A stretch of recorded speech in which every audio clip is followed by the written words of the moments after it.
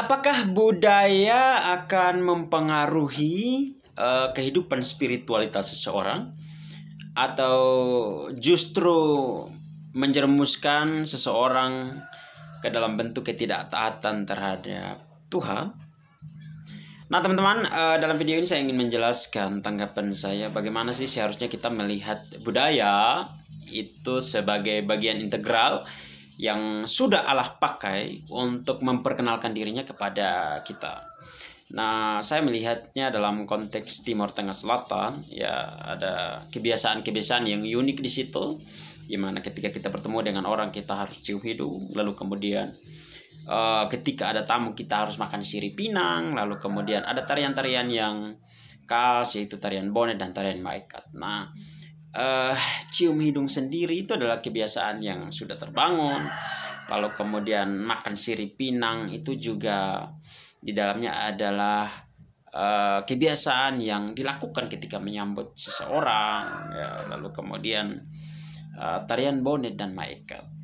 Nah, bagi saya budaya itu adalah ciri khas kita, identitas kita, tetapi sekaligus adalah apa yang sudah Allah persiapkan untuk memperkenalkan diri. Jadi budaya tidak akan mungkin menghambat kehidupan spiritual seseorang jika dia melihat dari kacamata yang benar. Nah, kalau kita melihat bahwa spiritualitas justru membatalkan budaya, maka itu keliru, ya.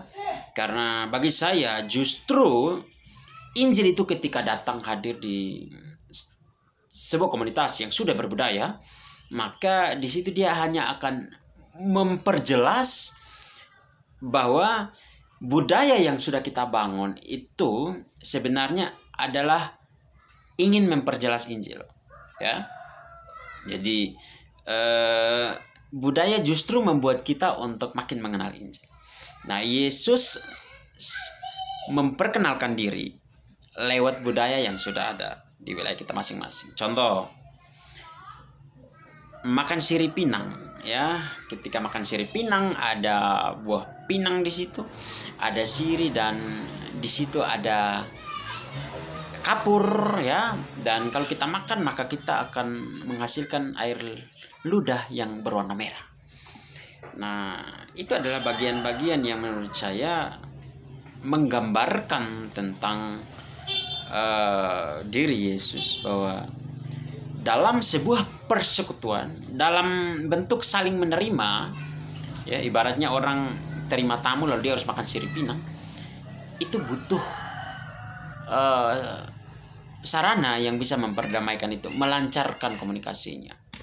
Nah, Yesus pun sama. Yesus dia hadir ke dunia, ya, darahnya ditumpahkan untuk lalu kemudian membuat hubungan manusia dengan Allah itu menjadi baik kembali. Jadi bagaimana relasi manusia dengan Allah kembali terjalin karena pengorbanan Yesus. Ini salah satu contoh saja yang ingin saya bukakan, bahwa budaya yang ada itu Allah pakai untuk memperjelas Injil.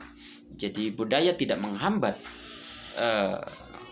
spiritualitas seseorang, tetapi justru memperjelas bahwa itulah Injil sebetulnya.